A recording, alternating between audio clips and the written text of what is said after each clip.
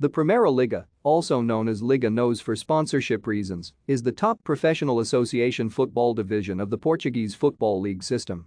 It is organized and supervised by the Liga Portuguesa de Futebol Profissional, also known as Liga Portugal.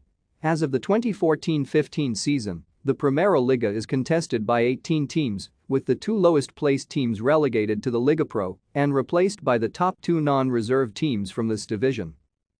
Founded in 1934 as an experimental league called Campeonato da Liga da Primeira Divisão, it became an official competition in 1938 and named Campeonato Nacional da Primeira Divisão until 1999, when it was changed to its current naming. Over 70 teams have competed in the Primeira Liga, but only 5 have been crowned champions. Among them, the big 3 teams, Benfica, Porto and Sporting CP, have won all but 2 Primeira Liga titles. The other winners are Belenenses and Boavista.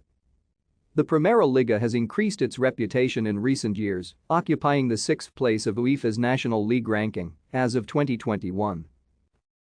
Thank you for watching. Like and subscribe if you would like to view more of our videos.